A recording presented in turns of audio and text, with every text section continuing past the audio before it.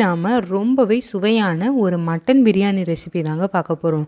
இனிமே தம் பிரியாணிக்காக நம்ம கடைக்கு போக வேண்டிய அவசியமே கிடையாது. வீட்டிலையே ரொம்ப சுலபமாக தம் பிரியாணி எப்படி செய்யலான்னு பார்க்கலாம்.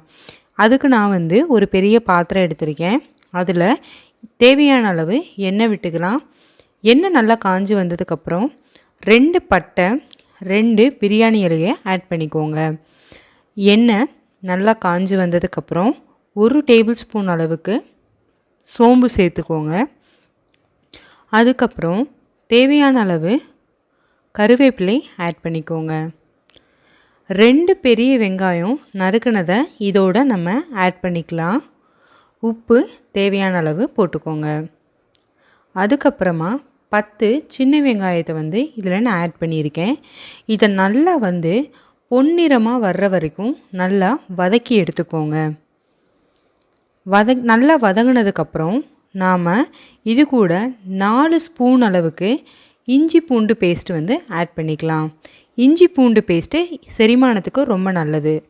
இதுவும் நல்லா வதங்கினதுக்கப்புறம் 2 தக்காளி நம்ம இதோட ஆட் பண்ணிக்கலாம். இதையும் இப்போ நம்ம நல்லா வதக்கி எடுத்துக்கலாம்.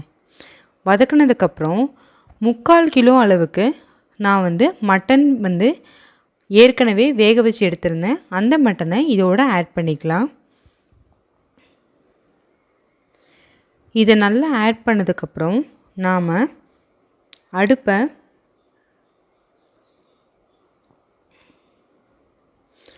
3 டேபிள் ஸ்பூன் அளவுக்கு பிரியாணி பொடி ஆட் பண்ணிக்கோங்க.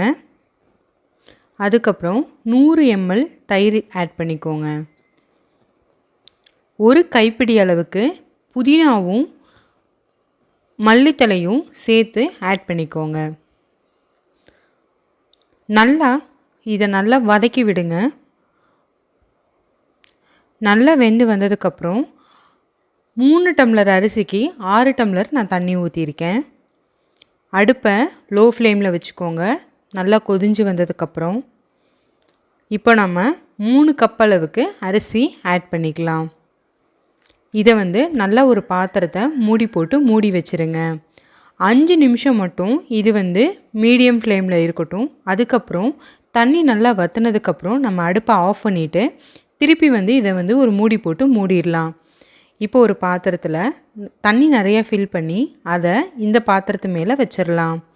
அதுக்கப்புறம் ஓப்பன் பண்ணிங்கன்னா ரைஸ் நல்லாவே வெந்து வந்திருக்கும். இப்போது லெமன் ஜூஸ் நம்ம ஆட் பண்ணிக்கலாம். அதுக்கப்புறம் 2 ஸ்பூன் அளவுக்கு கீ சேர்த்து நல்லா கிண்டி விட்டுக்கோங்க. இதை நல்லா மிக்ஸ் ஆகிற மாதிரி எல்லா பக்கமுமே நல்லா கிண்டி விட்டுக்கோங்க. இதை ஒரு 5 மினிட்ஸ் மட்டும் மூடி போட்டு மூடி எடுத்துட்டு அதுக்கப்புறம் நம்ம இதை ஒரு பிளேட்டுக்கு சர்வ் பண்ணிடலாம். ஸோ ரொம்பவே சுவையான மட்டன் பிரியாணி ரெடி ஆகிடுச்சு.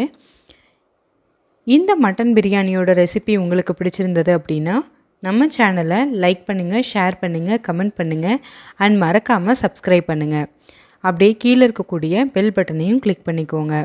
இந்த மட்டன் ரெசிபி உங்களுக்கு பிடிச்சிருந்ததுன்னு எப்படி இருந்ததுன்னு சொல்லிட்டு கீழே இருக்கக்கூடிய கமெண்ட் பாக்ஸில் போஸ்ட் பண்ணுங்கள்.